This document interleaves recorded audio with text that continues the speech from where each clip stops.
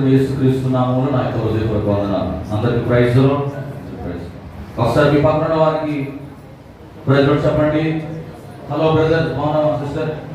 Sisters అయితే sister చెప్పండి. ఆలోచిస్తున్నారు బాగాలేదు, మీకు ఎవరు బాగాలేదా? హల్లెలూయా. ఎంతమంది టిఫిన్ చేసి వచ్చారు? బ్రేక్ఫాస్ట్ చేశారా? తిన్నారా? హల్లెలూయా. దేవుని సన్నిధిలో ఏముంటుందండి? సంపూర్ణ సగం సంతోషం. దేవుని మందిరంలో ఎప్పుడు కూడా ఉండదు. దేవుని మందిరంలో ఎప్పుడు కూడా ఫుల్ ఎంజాయ్ ఉండదు అన్నమాట, సంతోషం. ఒక త్రాగుబోతు దేంట్లో ఏమో సంతోషాన్ని వెతుకుంటాడు? ఎంతసేపు? మత్తు ఉన్నంతసేపే. హల్లెలూయా. మళ్ళీ యథావిధిగా వాడి బాధలు, వాడి కష్టాలు వాడి గుర్తుకొచ్చి ఏం చేస్తూ ఉంటాడు? రొటీన్ లైఫ్ అన్నమాట. కానీ మన దేవుని సన్నిధిలో అలా కాదండి. ఈ దేవుని మందిరము బాధలను పోగొట్టే మందిరం ఇది. హల్లెలూయా. వ్యాధుల నుండి నీకు స్వస్థతనిచ్చే స్థలం ఇది. ఇరుకులోనికి విశాలతను ఇచ్చే స్థలం ఇది. బంధకాల్లో ఉన్న వారి బంధకాలను చంపగలిగిన ఏకైక మార్గం స్థలం ఏంటంటే దేవుని మందిరం. ఆ సన్నిధికి వచ్చినప్పుడు మనం అన్ని కూడా మర్చిపోవాలి. హల్లెలూయా. అన్ని బాధలను విడిచిపెట్టేసేసి సంతోషంతో మనం ఎప్పుడైతే దేవుని ఆరాధన చేస్తామో మన జీవితాల్లో గొప్ప వీరును మనం పొందగలుగుతాం. ఆనందిస్తాము. యెషయా గ్రంథము, త్వరగా దేవుని వాక్యం నుండి వెళ్దాం. యెషయా గ్రంథము 64వ అధ్యాయం 8వ వచనం.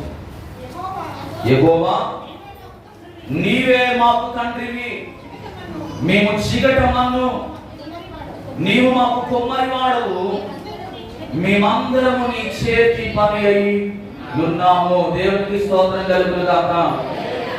మీ అందరికీ కూడా హ్యాపీ ఫాదర్స్ డే. అయ్యో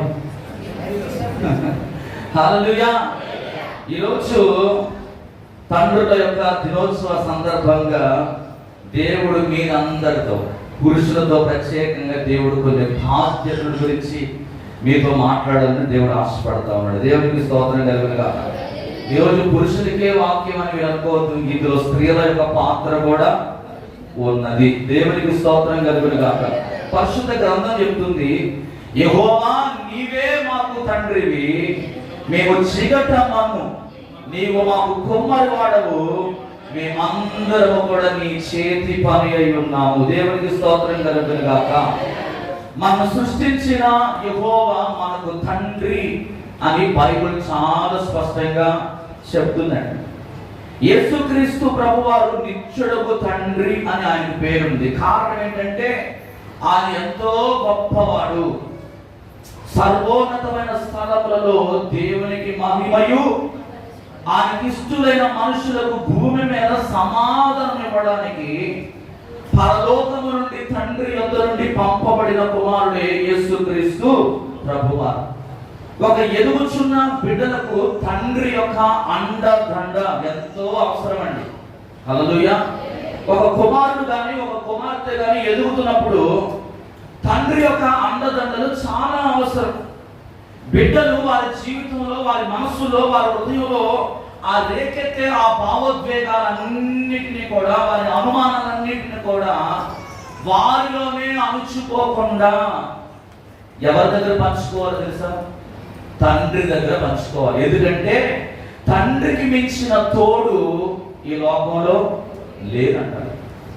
తండ్రికి మించిన స్నేహితుడు ఎవరు లేరండి.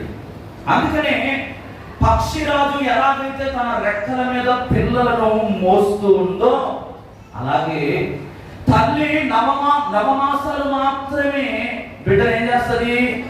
కడుపులో పెట్టుకొని మోస్తుంది. కానీ తండ్రి మాత్రం అంట బిడ్డలకు ఒక దారి చూపించేంత వరకు, వారి యొక్క జీవితము, వారి భవిష్యత్తు సెట్ అయ్యేంత వరకు తండ్రి ఏం చేస్తాడు తెలుసా? వారి పరువు బాధ్యతలను, పిల్లలు బ్రతికినంత కాలం కూడా తండ్రి తన గుండెల మీద పిల్లలు ఏం చేస్తాడు? మోస్తాడు.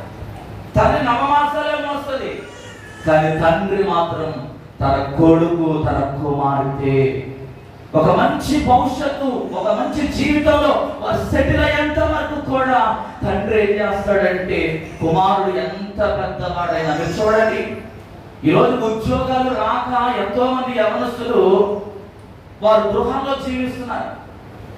చదివించినంత మాత్రాన నీకు ఉద్యోగమే లేదు కదరా, నీవు ఎందుకు పనికిరాని వాడిగా ఉన్నావు, నాకు భారముగా ఉన్నావు అని తండ్రి ఎప్పుడైనా కుమారుడితో ముఖాముఖిగా అంటాడండి? అంటాడా చెప్పండి? అనడు. ఎంత ఆయన హృదయంలో బాధ ఉన్నప్పటికీ, ఎంత ఆవేదన తన మనసులో ఉన్నప్పటికీ అదంతా కూడా లోపలే పెట్టుకొని ఏం చేస్తాడు? కుమారుడికి ధైర్యాన్ని చెప్తాడు.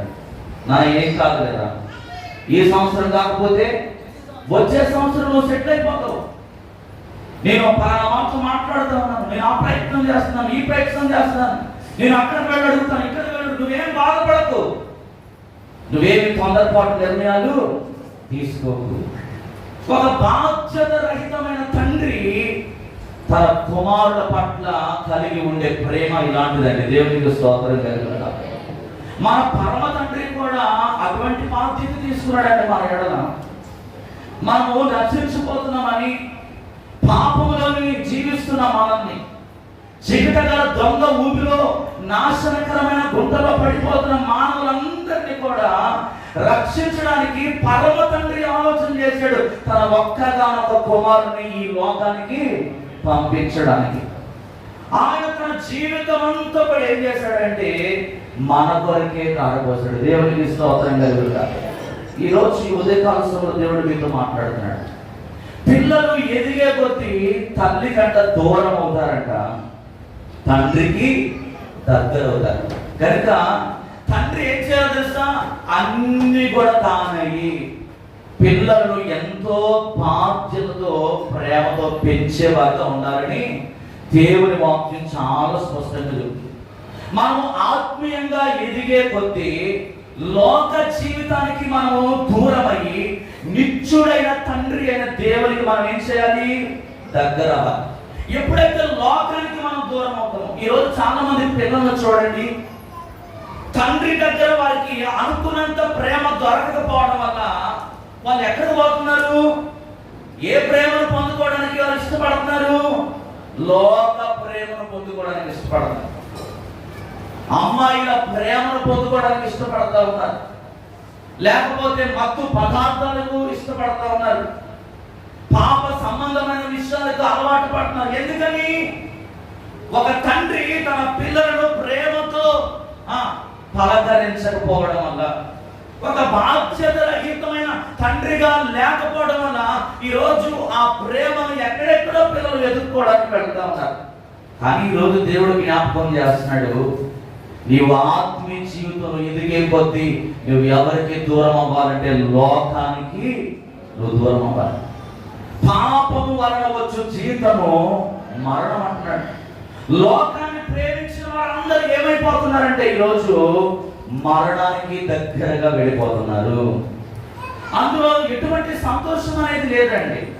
కానీ ఈరోజు నువ్వు ఎవరి దగ్గరికి రావాలంటే నిత్యుడగు తండ్రి అయిన యేసయ్య దగ్గరికి నువ్వు రావాలి. హల్లెలూయా. యేసయ్య దగ్గరికి వస్తే ఎన్ని కష్టాలు వచ్చినా నువ్వు ధైర్యంగా ఎదుర్కొంటావు.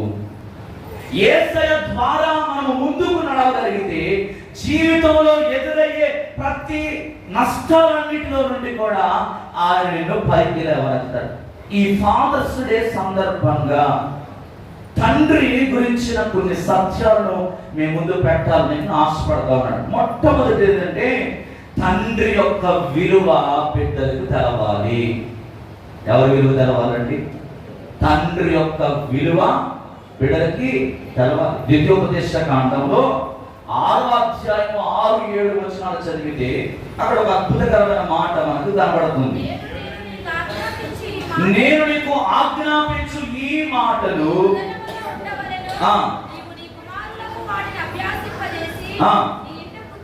నీ ఇంట కూర్చుంటున్నప్పుడు, పండుకున్నప్పుడు, లేచినప్పుడు వాటిని గురించి మాట్లాడవలను, సూచనగా వాటిని నీ చేతికి. దేవునికి స్తోత్రం కలుగును. ఇంకేమన్నాడు? అవి నీ కన్నులకు నడుమ భాసితము వలె ఉండవలను, నీ ఇంటి ద్వార బంధముల మీద, నీ కౌరుల మీదను వాటిని రాయవలను. దేవునికి స్తోత్రం కలుగును గాక. తండ్రి అయిన దేవుడు తన సొంత కుమారుడైన యేసుక్రీస్తు ప్రభువారిని మనందరి కొరకు ఎలాగైతే బలి ఇవ్వడానికి ఆయన ఇష్టపడ్డాడో అదే రీతిగా ఒక తండ్రి తన విలువను బిడ్డలకు తెలుసుకునేటట్లు ఏం చేయాలి? ప్రతిరోజు కూడా ప్రయత్నం చేయాలన్నమాట. దేవునికి స్తోత్రం కలుగుగా. ఇక్కడ ఏం చెప్తున్నాడు?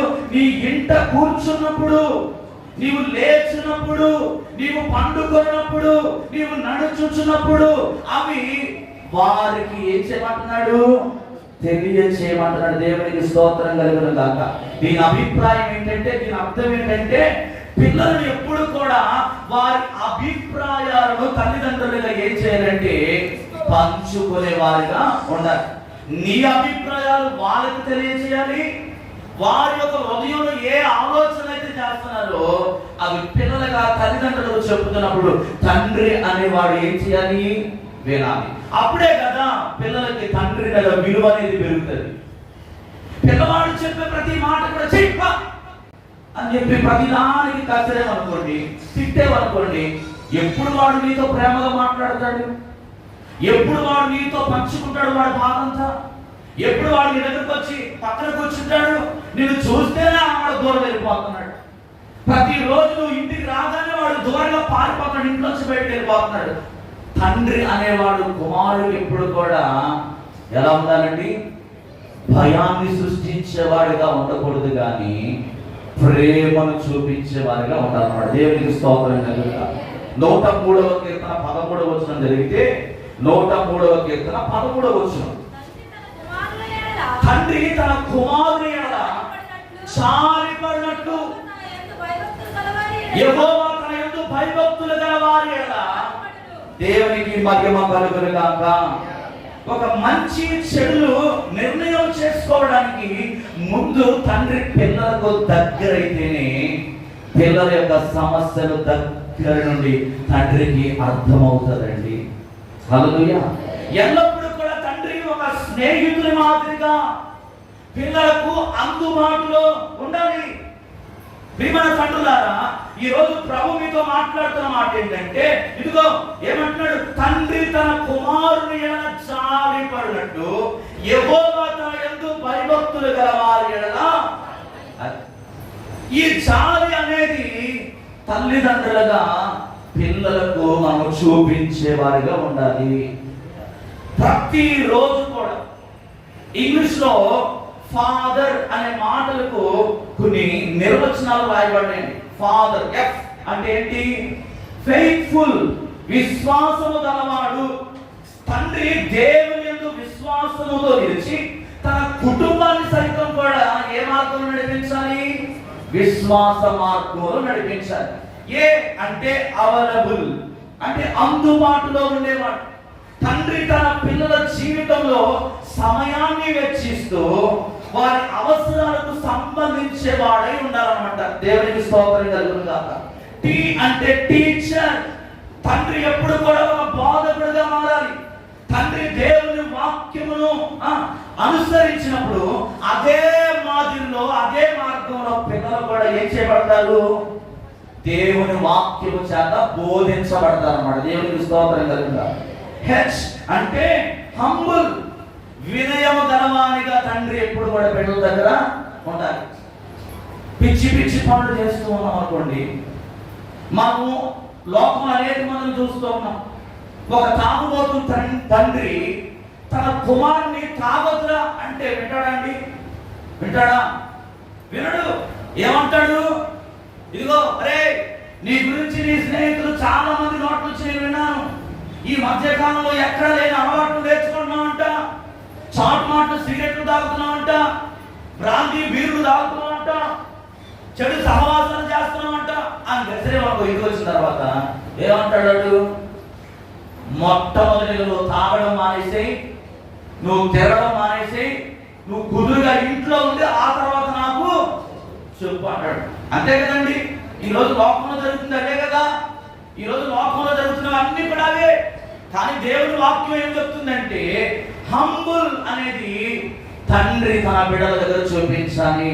ఫిలిప్పీ రాసిన పత్రిక 2వ అధ్యాయం 3 నుండి 5 వచనాలు చదివితే అక్కడ ఈ మాట మనకు కనబడుతుంది. ఒకసారి చూద్దాం. ఫిలిప్పీ రాసిన పత్రిక 2వ అధ్యాయము 3 నుంచి 5 వచనాలు. కక్ష చేతనైనను ఏమీ చేయక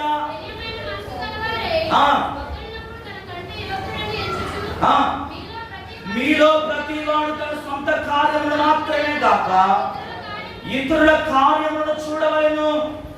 క్రీస్తు యేసునకు కలిగిన ఈ మనసు దేవునికి స్తోత్రం కలుగును గాక. ఏం చేయకూడదండి తండ్రి? కక్ష చేత కాదు.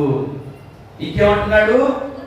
వృధాతిశయము చేత కాదు, వినయమైన మనస్సు గలవాడై ఒకరినొకడు తనకంటే యోగ్యుడుగా ఏం చేయమంటున్నాడు? ఎంచుకోవాలంట. మీలో ప్రతి వాడు తన సొంత కార్యములనే చూడండి. కొంతమంది తల్లిదండ్రులు ఉంటారండి, ఎంతసేపు వాడు ఊరి మీద పడి తిరుగుతూనే ఉంటాడు. భార్య గుర్తురాదు, పిల్లలు తిన్నారో తెలియదు, వాళ్ళు ఏం వేసుకుంటున్నారో తెలీదు, వాడు ఎక్కడ తిరుగుతున్నారో తెలీదు, వాళ్ళు స్కూల్కి వెళ్తున్నారో తెలీదు. ఒక బాధ్యత రహితమైన తల్లిదండ్రులుగా ఈనాడు చాలా మంది లోకంలో జీవిస్తారండి. ఇది కాదండి. నీవు నీ సొంత కార్యమునే, నీ శరీర సుఖాన్ని సంతోషపరచుకోవడం మాత్రమే నువ్వు తిరిగేవాడుగా ఉండకూడదు. కానీ నీకంటూ దేవుడు ఒక కుటుంబాన్ని ఏర్పరిచాడు. ఆ కుటుంబ బరువు బాధ్యతలను దేవుడు నీ మీద పెట్టాడు. అందుకే నువ్వేం చేయాలంటే నీ సొంత కార్యాలను విడిచిపెట్టేసేసి నీ కుటుంబ కార్యముల కొరకు నువ్వేం చేయాలి? బాధ్యత వహించాలి. దేవునికి స్తోత్రం. అప్పుడు నీ భార్య నువ్వు చెప్పిన మాట వింటది, నీ పిల్లలు నీ మాటలు లోబడతారు. అవునా కదా? ఇది మనం చేయకుండా మన బిడ్డలు మనకు లోబడాలంటే లోబడతారా? ఒకసారి గుండె మీద చేయి వేసుకుని ఆలోచన చేయండి. దేవుడు జ్ఞాపకం చేస్తున్నాడు. ఇంకా ఏమంటాడు తెలుసా? 1 పేతురు 5వ అధ్యాయం 5, 6 కూడా చదవండి. 1 పేతురు 5వ అధ్యాయము 5వ వచనం 6వ వచనం.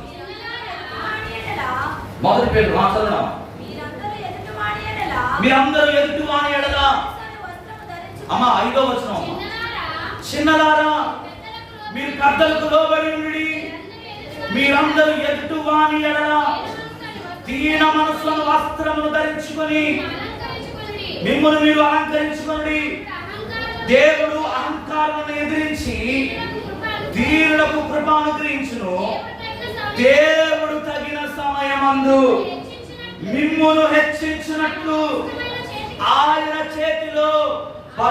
చేతి కింద దీన మనస్కులై దేవునికి స్తోత్రం కలుగును గాక. ఏమంటున్నాడండి? మీరందరూ కూడా ఎదుటి వాని ఏ వస్త్రం అంట?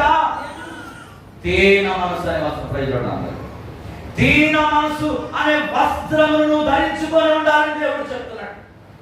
అహంకారులను ఎదిరించి దీనులకు ఆయన కృపను అనుగ్రహించాడు. ఇప్పుడు చెప్పండి, హెచ్ అంటే ఏంటి? హంబుల్. తల్లిదండ్రులు ఎప్పుడు కూడా వినయ మనసులో జీవించాలి. ఈ అంటే ఎంకరేజ్, ప్రోత్సాహపరిచే తల్లిదండ్రులుగా ఉండాలి. కొంతమంది తల్లిదండ్రులు ఉంటారు 99 మార్కులు వచ్చి ఒక్క మార్కు తప్పిపోయిందనుకోండి, ఏమంటారు? బుద్ధి లేని గాడిద. అడు చూసావా, 100కి 100 మార్కులు తెచ్చుకున్నాడు. నువ్వు 99 మార్కులు, నీకు తిండి పెట్టడం అనవసరం రా, దున్నపోతులాగా పెరిగి ఉన్నావు, కానీ అసలు చదవట్లేదు. అంటే చూసారా? అంటే ప్రతి దానికి కూడా తల్లిదండ్రులైన వారు పిల్లలు ఏం చేస్తున్నారండి? ఏం చేస్తున్నారు? బాధ పెట్టేవారుగా ఉంటున్నారు. వారిని తక్కువ చేసి మాట్లాడేవారు. ఒక పక్క లోకం వాడిని నిందిస్తా ఉంది, స్నేహితుల మధ్యలో వాడికి సరైన విలువ లేదు. ఇప్పుడు పోనీ నీ దగ్గర ఏదైనా ఆప్యాయత దొరుకుతుందేమో, నీ దగ్గర ఏమైనా ప్రేమ దొరుకుతుందేమో, నువ్వన్నా అర్థం చేసుకుంటావేమో అని చెప్పి ఆడప్పటికే బిక్కునా లోపల వాడు భయపడుతూ ఆ ప్రోగ్రెస్ కార్డు చేతితో పట్టుకుని వణుకుపోతూ వస్తా ఉంటే, నువ్వు కూడా ఇంకా బెల్ట్ తీసుకొని గుడ్డలు బాధినట్టు బాధేమనుకోండి, వారు ఎవరి దగ్గర వాడు ఆదరించబడతాడు. ఒక తండ్రి ఏం చేయాలంటే తన పిల్లలను నిరుత్సాహపడకుండా ప్రోత్సహించేవారుగా ఉండాలి. కొలస్సీయులకు రాసిన పత్రిక 3వ అధ్యాయం 21వ వచనం చదివితే, కొలస్సీయులకు రాసిన పత్రిక 3వ అధ్యాయం 21వ వచనం చదువుతాం. 3:21 అమ్మా. మీ పిల్లల మనసులు కృంగుకున్నట్లు ఏమంటున్నాడండి? వారికి కోపమును పుట్టింపకుడి. తండ్రులారా మీ పిల్లల మనస్సును కృంగిపోయినట్లు మీ మాటల చేత వారిని ఎప్పుడు కూడా బాధ పెట్టమాకండి. ఎప్పుడు కూడా ఒకటే చెప్పండి, మాటలు కాదండి ఇంపార్టెంట్. సబ్జెక్ట్ మీద వాడికి అవగాహన అవసరం. ఈరోజు చదువు ఎలా అయిపోయింది అంటే పోటీతత్వం అంటే కాంపిటీషన్ ఎక్కువైపోయింది. ఎక్కువగా పిల్లల మీద ఏవి ఎక్కువ ప్రభావం చూపుతున్నాయంటే ఎక్కువగా బట్టి వాడు కేవలం మాకు ర్యాంక్. ఈవెంతో తల్లిదండ్రులు కూడా ఏం చేయాలనుకున్నారంటే ర్యాంకే చూస్తున్నారు తప్ప అసలు వాడు చదువు అనేది అబ్బుతుందా? ఒక బాధ్యత కలిగిన తండ్రి ఏం చేస్తారు తెలుసా? నెలలో ఒక్కసారి స్కూల్కి వెళ్ళి తన కుమార్తె గురించి, తన కుమారుడు గురించి ఏమి చదువుతున్నాడు, ఎలా చదువుతున్నాడు, ఏ విధంగా మాట్లాడుతున్నాడు, వాడి ప్రవర్తన ఏ విధంగా ఉంటుంది అనేది ఏం చేస్తాడు ఒక తండ్రి తెలుసుకుంటాడు. కానీ కొంతమంది తల్లిదండ్రులు ఉంటారు, డబ్బులు ఖర్చు పెట్టేస్తారు, డబ్బులు విసిరేస్తారు. కానాడు అసలు ఎలా చదువుతున్నాడో అసలు ఎంక్వైరీ చేయరు. వాడు ఏ విధంగా మాట్లాడుతున్నారో ఎంక్వైరీ చేయడు. వారి ప్రవర్తన ఏ విధంగా ఉందో వారి గురించి ఎంక్వైరీ. అలాంటప్పుడు నీవు వారిని నిందించడానికి కూడా నీకు అర్హత లేదు. ప్రియమైన వాళ్ళారా, బైబిల్ చాలా స్పష్టంగా చెప్తుంది, తండ్రులారా మీ పిల్లల మనస్సును మీరు కృంగునట్లు కోపం పుట్టచ్చు. ఆర్ అంటే రెస్పాన్సిబుల్. ఆర్ అంటే ఏంటండి? రెస్పాన్సిబుల్, బాధ్యత గలవాడు. తండ్రి తన కుటుంబం యొక్క ఆధ్యాత్మిక, భావోద్వేగ, భౌతిక అవసరాలను బాధ్యతగా ఏం చేయాలి? చూసుకోవాలి. 1 తిమోతి 5వ అధ్యాయం 8వ వచనం చదివితే, 1 తిమోతి 5వ అధ్యాయం 8వ వచనం, ఎవడైనను స్వకీయులను విశేషముగా తన ఇంటి వారిని సంరక్షింపకపోయిన ఎడల వారు విశ్వాస త్యాగము చేసిన వాడై అవిశ్వాసి కన్నా చెడ్డవాడై, దేవునికి స్తోత్రం కలుగునుగా. ఎవడైనను స్వకీయులను. చాలా మంది ఏం చేస్తారంటే దారిపోయే దానయులకు సహాయం చేస్తారు, బాగా డబ్బులు. కానీ కుటుంబంలో కనీసం బియ్యం ఉన్నాయా, కారం ఉందా, ఉప్పు ఉందా, నూనె ఉందా అని కనీసం చూడరు కూడా చూడరు. రోడ్డు మీద పోయే ప్రతి ఒక్కరికి కూడా ఏం చేస్తారంటే డబ్బులు దానం చేస్తూ ఉంటారు. కానీ ఒక తండ్రి కుటుంబానికి ఎలా ఉండాలంటే రెస్పాన్సిబుల్ గా ఉండాలి. హల్లెలూయా. బాధ్యత కలిగిన తండ్రి విధానంలో ఆ కుటుంబం నడిపించబడినప్పుడు ఆ కుటుంబం ఎప్పుడు కూడా పేదరికం అనేది అనుభవించదు. ఒక మంచి తండ్రి అంట తన బిడ్డలకు ఆస్తిని కూడబెడతారంట. దేవునికి స్తోత్రం కలుగు. సామెతలలో సొలొమోను చెప్తా ఉంటాడు. ఈ రోజు దేవుడు నీతో జ్ఞాపకం చేస్తున్న మాట ఏంటంటే, మొట్టమొదటిగా తండ్రి యొక్క విలువ బిడ్డలకి అర్థం కావాలన్నాడు. రెండవది ఏంటంటే తండ్రి యొక్క మార్గదర్శకత్వంలో కుటుంబము నడిపించబడాలి. 119వ కీర్తన 73వ వచనం అంటాడు, నీ చేతులు నన్ను నిర్మించి నాకు రూపును ఏర్పరచెను, నేను నీ ఆజ్ఞలను నెరవేర్చినట్లు నాకు బుద్ధి దయచేయము. ఒక తండ్రి తన పిల్లలను ఎలా చూసుకుంటున్నాడనే దాన్ని బట్టి బిడ్డల యొక్క మానసిక ఎదుగుదల, తెలివితేటలను బట్టి మనకు అర్థమైపోతుంది.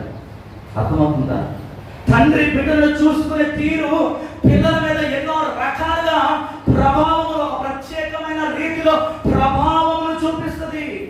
ఈరోజు తల్లిదండ్రులైన వారు గమనించాలి, నీ చేతులంట నాకు రూపును, నన్ను నిర్మించి నాకు రూపును ఏర్పరిచెను, నేను నీ ఆజ్ఞలను నెరవేర్చినట్లు మొట్టమొదటిగా నాకు బుద్ధి.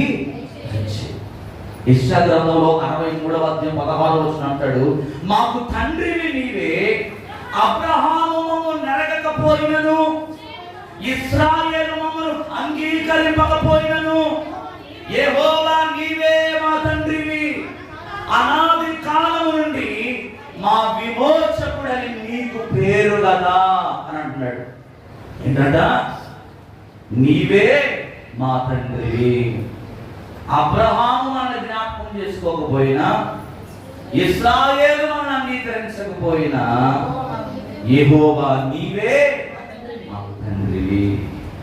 అనాది కాలం నుండి మనల్ని విమోచించిన దేవుడు.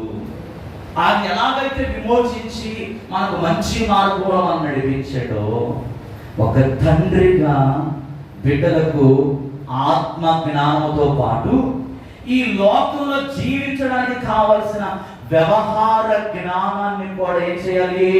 నేర్పించాలి. పిల్లల యొక్క ఆత్మీయ వ్యక్తిత్వ నిర్మాణానికి తల్లిదండ్రులుగా ప్రతిరోజు మీరు మార్గ నిర్దేశం చేయాలి. దేవునికి స్తోత్రం కలుగుగా. మూడవది ఏంటో తెలుసా? క్రమశిక్షణ. క్రమశిక్షణ.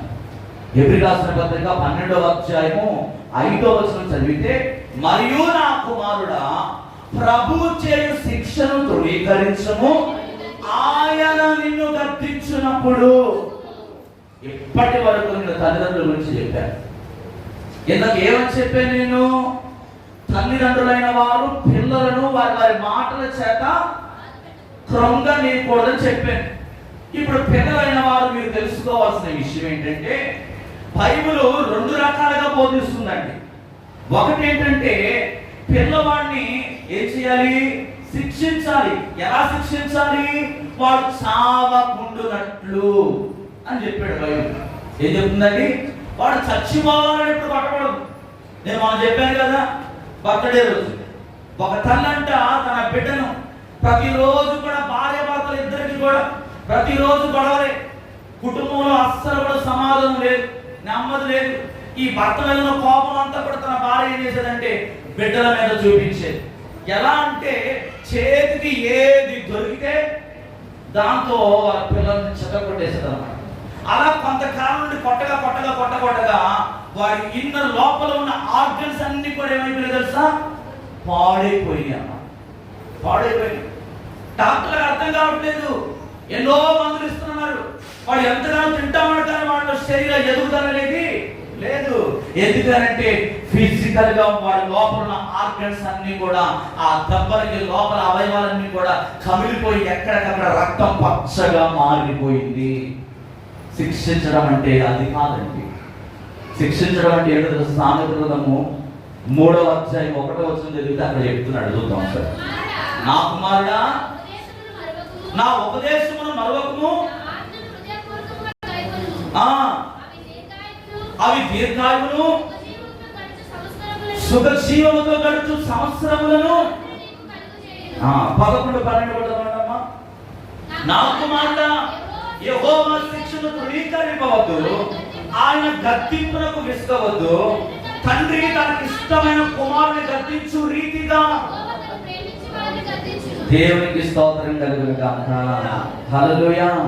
తండ్రి అయిన దేవుడు తన బిడ్డలైన ఇశ్రాయేలు అనేకమైన తప్పులు చేసినప్పుడు అనేక రీతులుగా వారిని క్రమశిక్షణలో పెంచడానికి ఏం చేశాడండి? ఏం చేశాడు? ఏ విధంగా శిక్షించాడు? వారి ప్రాణం పోవాలని ఎప్పుడైనా శిక్షించాడు? ఆయన శిక్షించలేదు. ఆయన ఎలా శిక్షించాడంటే ప్రేమతో వారిని శిక్షించాడు. ఈరోజు చాలా మంది కుటుంబాల్లో సర్వసాధారణంగా పిల్లల్ని అదుపులో పెట్టడానికి బాధ్యత తల్లిదండ్రులదే, కానీ ఆ ప్రయోజనకరమైన వారిగా ఆ బాధ్యత తెలిసిన ఆ తండ్రి క్రమశిక్షణ అవసరమని చాలా మంది పిల్లలను తల్లిదండ్రులు ఏం చేస్తున్నారంటే చనిపోయేటట్లుగా చావగొడుతూ, భయపెడుతూ, అవమానిస్తూ, కాళ్ళతో తన్నుతూ, అనరాని మాటలు అనుతూ, బూతులు తిడుతూ, చాలా చెడ్డ మాటలు మాట్లాడుతూ ఈరోజు చాలా మంది తల్లిదండ్రులు ఏం చేస్తున్నారంటే బిడ్డలను హింసిస్తున్నారు. అది కాదు క్రమశిక్షణ అంటే. ఒక మాట చెప్పేవంటే వాడు ఆగిపోవాలి. హల్లెలూయా. ఒక మాట కత్తించాలంటే వెంటనే ఆగిపోవాలి. నా చిన్నతనంలో ఎప్పుడు కూడా మా ఫ్రెండ్స్ మా ఇంటికి రావడానికి భయపడేవాళ్ళు. ఎందుకనంటే మా నాన్నగారు ఎవరితో కూడా నన్ను తిరగించేవాడు కాదు. ఎందుకంటే చెడిపోతాను. ఎందుకంటే ఒక్కగానొక్క కుమారుని కనుక, అందులో పాస్టర్ గారి కుమారుని కనుక దైవికమైన విధానంలో పెరగాలని చెప్పి ఎక్కడ కూడా బయటికి పంపించేవాడు కాదు. మొట్టమొదటి మా స్నేహితులు ఇంటికి వస్తే అడిగే మాట ఏంటంటే, మీ నాన్న ఉన్నాడా లోపల? నేను సైలెంట్ మా ఉన్నాడు రా అనేవాడు. అంతే. అటు నుంచి అటే వెళ్ళిపోయేవాడు అన్నమాట. అటే వెళ్ళిపోయాడు. అలాగా ఒక అగ్గి పెట్టి బాంబు కాల్చాలన్నా కూడా కాల్చనిచ్చేవాడు కాదు. దీపావళి కాటే బాంబు కానీ ఏవి కూడా. మా ఊర్లో చాలా ప్రసిద్ధి చెందిన ప్రాంతం అన్నమాట. ఈ వినాయక చవితి వచ్చిందంటే ఎక్కడెక్కడ నుంచో పెద్ద మండలం కాబట్టి ట్రాక్టర్ల మీద ఆ రోజులో ఊరేగించో, కనీసం దాన్ని చూడడానికి కూడా బయటికి పంపించేవాడు కాదు. ఇక హోలీ పండుగ వచ్చిందంటే మన క్రైస్తవం మన రంగులు పూసుకోకూడదు, ఇక ప్రతిదీ అన్నమాట. ఎన్ని ఇష్టపడేవాడినో అన్నిటిని కూడా ఏం చేసేవాడంటే దైవ భయంలో పెంచడానికి అన్నిటిని కూడా కట్ చేసుకుంటూ వచ్చేవాడు. ఒకటే ఒక మాట, మనం దేవుని బిడ్డ, మనం దేవుని నామానికి అవమానం తెచ్చేవారుగా మనం ప్రవర్తించకూడదు అని మాట చెబుతూ మమ్మల్ని పెంచాడు. మా చెల్లిని అలాగే పెరిగాం. ఏ రోజు కూడా మా నాన్న మాట జబదానికి బయటికి వెళ్ళేవాడు కాదు. ఆదివారం వచ్చిందంటే ఆరాధన అయిపోయి అంతవరకు చర్చలోనే ఉండేవాడు. ఒక్క నిమిషం కూడా బయటికి వెళ్ళేవాడు కాదు. ఈరోజు ఈ సేవా పరిచర్యలో దేవుని సేవకునిగా ఇంచుమించు 20 సంవత్సరాల నుండి పరిచర్యలో నేను ఉండడానికి గల కారణం ఏంటంటే, ఆనాడు నా తండ్రి ప్రేమతో నన్ను శిక్షించడం ద్వారా. హల్లెలూయా. చదువు రాకపోతే కొట్టేవాడు, కొట్టలేదు నేను చెప్పట్లేదు. చాలా మా చెల్లి కంటే ఎక్కువగా నేనే ఎక్కువ దెబ్బలు తినేవాడిని చదువు విషయం. కానీ ఆధ్యాత్మిక విషయంలో మాత్రం ఎప్పుడు కూడా మా నాన్న మాట చదవరా. ఈరోజు ప్రియమైన వాళ్ళారా, దేవుని వాక్యం చెబుతుంది, నా కుమారుడా ప్రభు చేయు శిక్షను నువ్వేం చేయకూడదంట, తృణీకరించేవాడుగా ఉండకూడదు. ఆయన నిన్ను గద్దించినప్పుడు నువ్వేం చేయకూడదు, విసుగకూడదు. ఇంకా 7వ వచనం అంటాడు, శిక్షా ఫలము పొందుటకై మీరు సహించుచున్నారు, దేవుని కుమారుడుగా మిమ్మును చూచుచున్నాడు, తండ్రి శిక్షింపని కుమారుడు ఎవడు అని. తండ్రి శిక్షించని కుమారుడు ఈ లోకంలో ఎవరు లేరండి. ఎందుకంటే మొక్కై వంగంది మారిన తర్వాత వంగదు. మొక్కలోనే మనము త్రొంచి వేసినప్పుడు వాడు పెద్దవాడిన తర్వాత సరైన మార్గంలో అన్నాడు. సామెత గ్రంథం 22వ అధ్యాయం 15వ వచనం జరిగితే, సామెత గ్రంథం 22వ అధ్యాయం 15వ వచనం 22:15, బాలుని హృదయంలో మూఢత్వము స్వాభావికముగా పుట్టును, శిక్షా దండము దానిలో నుండి. దేవునికి స్తోత్రం జరుగును గాక.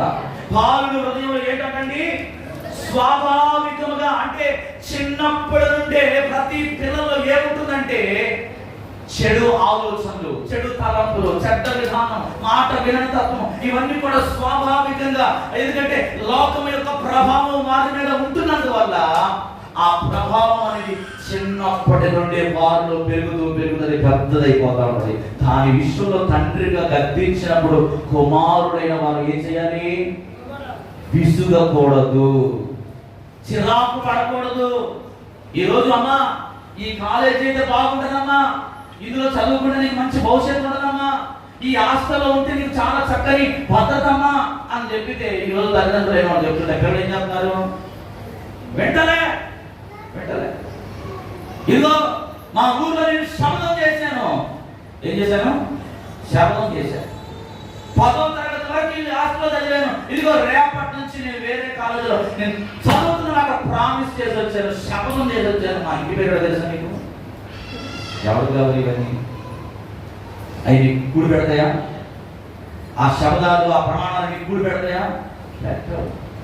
ఇక్కడ తండ్రులైన వారు తల్లులైన వారు ఎంతగానో కష్టపడి వారు చెమటూర్చి ప్రయాసపడి నీ కొరకు మంచి విధానంలో నేను పెంచడానికి, ఒక మంచి భవిష్యత్తును నీకు ఇవ్వడానికి వారు నీ మేలు కోరి చెప్పినప్పుడు నువ్వేం చేయాలి, విసుగకూడదు.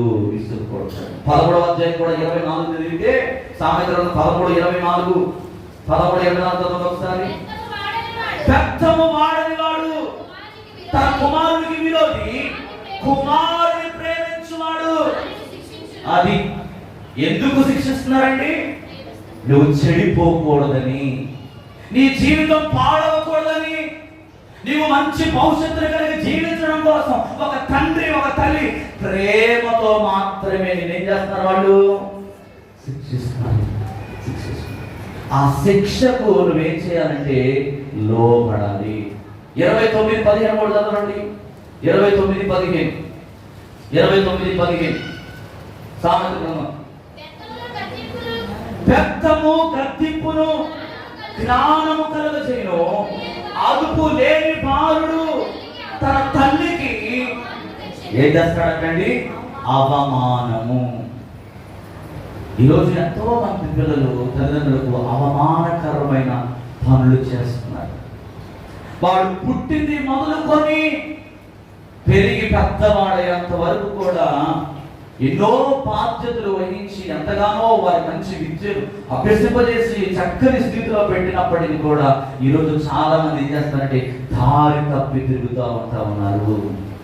అందుకే హెబ్రీ పత్రిక 12:9 అంటాడు, మరియు శరీర సంబంధులైన తండ్రులు మనకు శిక్షకులై ఉండిరి, వారి యందు భయభక్తులు కలిగి ఉంటిమి, అట్లయితే ఆత్మలకు తండ్రి అయిన వానికి మరి ఎక్కువగా లోబడి బ్రతకవలెను కదా. దేవునికి స్తోత్రం కలుగును గాక. ఒకటి తల్లిదండ్రుల దగ్గర పెట్టలేని వారి శిక్షకు లోబడాలి. అలాగే మన ఆత్మను కాచే మన పరలోకపు తండ్రికి కూడా మనం అంతే విధానంలో మనం ఏం చేయాలండి? లోబడాలి. పిల్లలు సరైన దారిలోనికి తీసుకురావాలంటే ప్రేమతో కూడిన శిక్షణ వారికి అవసరం. ఉపాధ్యాయులండి పిల్లలను క్రమశిక్షణలో పెట్టగలరు, కానీ అందులో ఏముండదు? ప్రేమ ఉండదు. తల్లైతే బిడ్డలకు కావలసినంత ప్రేమ ఇవ్వగలదు, కానీ ఖచ్చితమైన క్రమశిక్షణలో తల్లి పెట్టలేదు. తల్లి ప్రేమ అద్భుతమే, కానీ నాన్న ప్రేమ క్రమశిక్షణతో కూడింది కనుక తండ్రి ప్రేమ మహా అద్భుతమని ఒక స్కాలర్ రాస్తా ఉన్నాడండి. అందుకని వారి భవిష్యత్తులో బంగారు పాటలో వేయబడాలంటే ప్రభు యొక్క శిక్షణ పిల్లలకు చాలా అవసరం. ఎఫెసీ పత్రిక 4:6 చదివి నేను ముగించేస్తాను. ఎఫెసీ పత్రిక 6:6 అంటున్నారా, మీ పిల్లలకు కోపమును రేపక ప్రభు యొక్క శిక్షణలోను బోధనలోను వారిని కోపమును రేపక ప్రభు యొక్క శిక్షణలోను బోధనలు. అప్పుడప్పుడు పిల్లలను దండించడం అవసరమే, కానీ ఎందుకు దండిస్తున్నారో పిల్లలకి ఏమవ్వాలి? అర్థం కావాలి. తల్లిదండ్రుల యొక్క క్రమశిక్షణ వల్ల వాళ్ళకు తనకంటే ఇష్టం లేదని అని పిల్లలు ఎప్పుడు కూడా అనుకోకూడదు. కొంతమంది పిల్లలు అంటారు, నేనంటే నీకు అస్సలు ఇష్టం లేదు, చెల్లంటేనే నీకు ఇష్టం, అక్క అంటేనే ఇష్టం, అక్కకి అన్ని విలువైనవి కొనిస్తున్నావు, నాకేమో ఏవి కూడా కొనివ్వడం లేదని కొంతమంది పిల్లలు తల్లిదండ్రులు కోపం పెట్టుకుంటారు. అలా కాదండి, అది కాదు బైబిల్ చెప్తుంది. ఇక్కడ ఇరువురికి కూడా ఒకే సమానత్వమైన ప్రేమ తల్లిదండ్రులు చూపించాలి. వ్యత్యాసం అనేది ఎప్పుడు కూడా చూపించకూడదు. ఒకరి ఇష్టం అనేట్టుగా ఎప్పుడు కూడా వాళ్ళు ఒక రకమైన చేదు విత్తనము వాళ్ళు ఒక తండ్రిగా తల్లిదండ్రులు నాటకూడదు. వాడు ఎంత పనికి మారిన వాడైనా కూడా ప్రేమతో కోపమును రేపక వాడిని వేచేదంటే బాధ్యతగా దగ్గరగా తీసుకొని నీ ప్రేమను వాడికి చూపించాలి. ఈరోజు ఈ తల్లిదండ్రుల దినోత్సవ సందర్భంగా దేవుడు నీకు విలువైన మాటలు నేర్పిస్తున్నాడు. మొదటి మాట ఏంటి? తండ్రి యొక్క విలువేంటో బిడ్డలకి అర్థం కావాలి. ఒక తండ్రి కుటుంబానికి మార్గదర్శకత్వం వహించాలి. మూడవదిగా తండ్రి క్రమశిక్షణలో కుటుంబాన్ని నడిపించాలి. ఈ 3 అనుభవాలు, 7 అనుభవాలు ఉన్నాయి, ఇంకా చాలా ఉన్నాయి, సమయం లేదు కాబట్టి ముగించేస్తున్నాను. ఈ అనుభవాలు ఎప్పుడైతే మన జీవితంలో ఉంటాయో, ఇందాక మనం చదివిన ప్రకారం ఏంటి మన మూల మాట ఏంటంటే యెషయా 64:4లో నీవు మాకు తండ్రివి, మేము చిగటమన్ను, నీవు మాకు కుమ్మరివి, నీ మందరము నీ చేతి పని అయి ఉన్న. ఆయన చేతి పనిగా ఉన్న నీవు దేవుడిచ్చిన ఈ బాధ్యతను నీవు చివరి శ్వాస వరకు కూడా, అబ్బా పలానా తండ్రి వాళ్ళ బిడ్డలను పెంచాడురా, ఏం పెంచాడురా అనే పేరు నువ్వు తెచ్చుకోవాలి. అలాగే నీ పిల్లలు కూడా ఫలానా వాళ్ళ పిల్లలు ఎంత గొప్పవారయ్యారా, వారు దేవుని భయం కలిగిన వాళ్ళు, వారు దేవుని వాక్యానుసారంగా నడిచే బిడ్డలు, వారు ఆదివారం అంటే దేవుని మందిరంలో ఖచ్చితంగా ఉంటారు, సండే స్కూల్ పెడతారు, దేవుని వాక్యాన్ని నేర్చుకుంటారు. వారు దేవునికి మాదిరికరమైన జీవితాలు, ఇదిగో వాడిని చూసి నువ్వు నేర్చుకోరా అని ఎదుటి వారు అనేటట్టుగా నీ పిల్లలు దేవునిలో ఆ రీతిగా ఎదగడానికి ఒక తండ్రిగా ఒక తల్లిగా నీవు దేవుని సన్నిధిలో నీ బిడ్డలో ప్రోత్సాహపరిచేవాడుగా ఉండాలి. నువ్వు గుడికి వచ్చేస్తావు, వాడు ఎక్కడెక్కడో తిరగడం కాదు. నువ్వు మందిరంలో ఉంటావు, వాడేమో రోడ్డు మీద పడి తిరగడం కాదు. కుటుంబముతో కలిసి యెహోషువ అన్నాడు కదా, నేను నా ఇంటి వారు యెహోవానే సేవించుదుము. యెహోషువ తన భార్య ఒక్కరే దేవుడిని సేవించలేదండి, వారి కుటుంబం అంతా కూడా దేవుడిని సేవించారు. ఈరోజు మీ కుటుంబాలతో మీరు అనునిత్యము కూడా దేవుడిని వెంబడించే వారిగా ఉండాలని దేవుని సేవకునిగా నేను మీకు తెలియజేస్తున్నాను. ఈ మాటలు ప్రభు మన వినికిడిలో దీవించి ఆశీర్వదించును గాక. ఆమేన్. ఆమేన్. అందరం కూడా త్వరలో వచ్చుదాం, కళ్ళు వస్తుందాం. ఈరోజు తల్లిదండ్రుల దినోత్సవ సందర్భంగా, తండ్రి దినోత్సవ సందర్భంగా దేవుడు మనతో మాట్లాడిన మాటలు, తండ్రి యొక్క విలువ, తండ్రి యొక్క మార్గదర్శకత్వం, తండ్రి యొక్క క్రమశిక్షణ, తండ్రి యొక్క ప్రేమ. ఈ కుటుంబం, ఈ లోకంలో దేవుడు మనకి ఇచ్చిన కుటుంబం చాలా విలువైంది కనుక ఒక మంచి నాయకుడు వలె, విశ్వాసము కలిగిన వాడు వలె ప్రతి నిత్యము నీ కుటుంబానికి అవైలబుల్గా ఉండే ఒక వ్యక్తిగా, ఒక మంచి బోధకుడిగా, ఒక హంబుల్ పర్సన్గా, ఒక ఎంకరేజర్గా, ఒక రెస్పాన్సిబుల్గా, ఒక గొప్ప తండ్రి తన పిల్లలకు కేవలం జీవితం ఇవ్వడు కానీ దేవుని వైపు నడిపించే మార్గాన్ని కూడా చూపిస్తాడు. ఈరోజు అటువంటి గొప్ప తండ్రిగా దేవుడు మనందరిని కూడా తయారు చేయనట్లుగా మన మధ్యలో యోహాను గారు ప్రార్థన చేస్తూ ఉంటుండగా అందరం కూడా ఏకీభవిద్దాం. అందరూ కూడా ఏకీభవిద్దాం.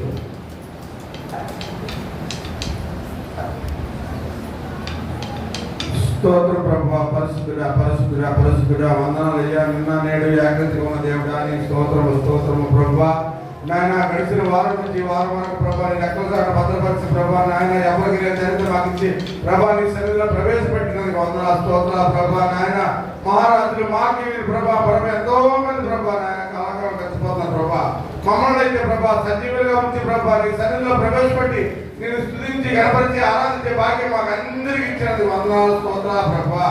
నాయన స్తుతి స్తోత్రం ప్రభా. నాయన ప్రభా నాయన పాడే పాటలు మీరు ఉన్నారు తండ్రి వందనాలు. అభిషేకుల ప్రభావం మీరు మాట్లాడి ఉన్నారు తండ్రి వందనాలు. అలాగే ప్రభా స్తుతి ఆరాధనలో కూడా మీరు ఉండి ప్రభా నాయన తల్లి ప్రభా నాయన ఎంతమంది తల్లి మీద తండ్రి మీద ప్రభా నీ ఆత్మ గమనించండి వందనాలు స్తోత్రాలు.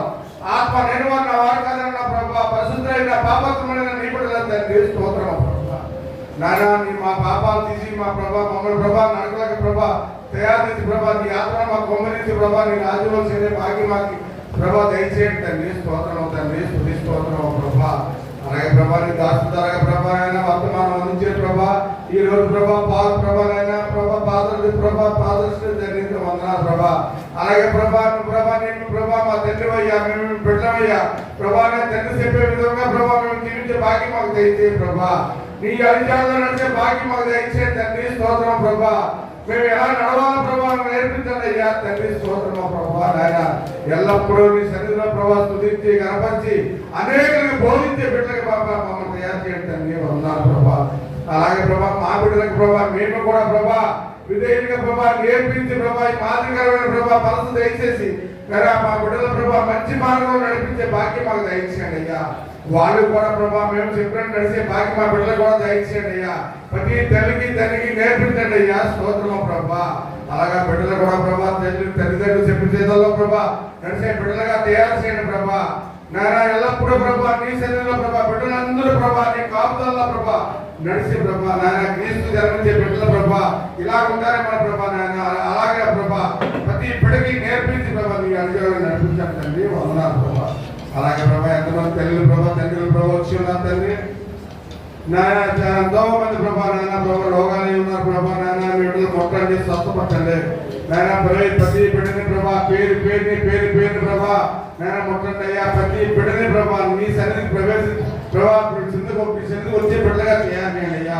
అలాగే ఏ బిడ్డలు ప్రభా ఏ అవసరాలతో వచ్చారో వాళ్ళ అవసరాలు తీర్చండి, ఆర్థిక ఇబ్బందులు ఉంటే ఇబ్బందులు తీర్చండి, రోగులు ఉంటే స్వస్థపరచండి ప్రభా నాయన ఏ ప్రభా నాయన అలా దూరదర్శుల ప్రభా తిమోతి కొడుకు ప్రభా నాయన యాక్సిడెంట్ ప్రభా నాయన ప్రభా బిడ్డను ప్రభా నాయన ప్రభా నాయన బిడ్డను ప్రభా మొట్టండి ప్రభా నాయన దావీదు మొట్టండి తండ్రి స్తోత్రం ప్రభా నాయన వందన ప్రభా. అలాగే ప్రభా ఎంతమంది ఇంకా రోగులు ఉన్నారు ప్రభా పేరు దీవించండి.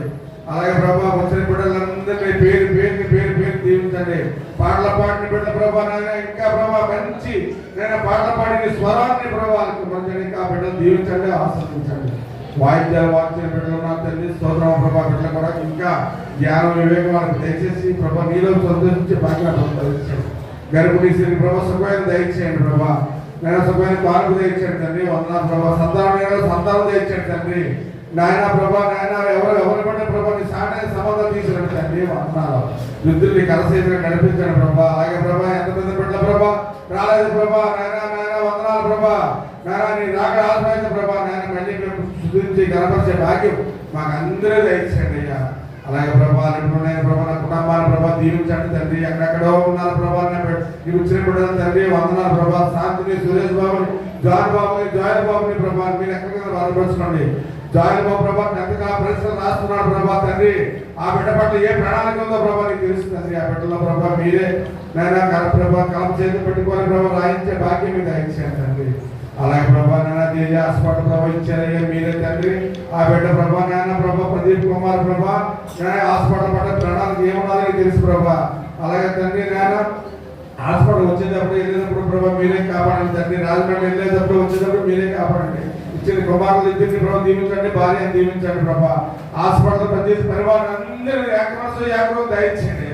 రోగుల ప్రభా ముఖ్యంగా ప్రభా రోగుల ప్రభా స్వస్థపరచండి ప్రభా. ఏ బిడ్డ ప్రభా అనాథగా ఉండడం అనవసరం ప్రభా నీ బిడ్డ ప్రభా ప్రతి బిడ్డ ముట్టి స్వస్థపరచండి ప్రభా. ఆయన వైద్యం చేయడం కాదు ప్రభా మీరే ప్రభా నాయన హాస్పిటల్లో ఉండే ప్రభా రోగులు స్వస్థపరచండి. అలాగే తండ్రి నా పెద్ద కుమారుని మంచి జ్ఞానం దయచేయండి ప్రభా. నాయన ఇచ్చిన భార్యను దీవించండి, కుమార్తెను దీవించండి ప్రభా.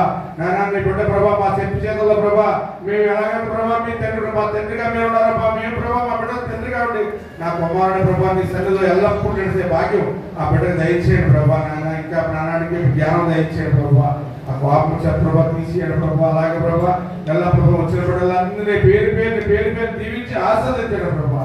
చెప్పిన వాక్యం ప్రభా విడిచిపెట్టకుండా నవరు వేసిన మనసు మాకు అందరికి దయచేసి ప్రభా. దాసుల ప్రభా ముఖ్యంగా ప్రభా నేను ఇంకా ప్రభా లోతైన మర్మాల ప్రభా చెప్పి ప్రభా నేను ఆ కుటుంబాన్ని దీవించి ఆస్వాదించండి తండ్రి. ఆ బిడ్డల ప్రభు ఇద్దరు కుమారుల ప్రభు దీవించండి, దొరదలు తల్లిని కూడా దీవించండి, ఇచ్చిన భార్యను కూడా దీవించండి. ఆ బిడ్డల ప్రభు ముఖ్యంగా ప్రభు సన్నిధిలో ఎల్లప్పుడూ ప్రభా నానాటికి అభివృద్ధి పొందే భాగ్యం ఆ బిడ్డలు దయచేయండి. అలాగే ప్రభా అల్పుడైనా దీనినైనా నాయన ప్రభా నాకు కూడా నా భార్య కూడా మంచి ఆరోగ్య భాగం దయచేసి నీ సన్నిధిలో ఎల్లప్పుడూ నాయన మోకరించే బిడ్డలుగా మమ్మల్ని తయారు చేయమని ప్రభా అల్పుడైనా పాపలైనా ప్రార్థన జీవనంలో భద్రపరచుకున్న సమాధానం దయచేయమని చేస్తున్నాం అడుగుతున్నాం తండ్రి ఆమేన్. దేవునికి స్తోత్రం కలుగును గాక. హల్లెలూయా. పరిశుద్ధాత్మను బిగ్గరగా చప్పట్లు కొడదాం.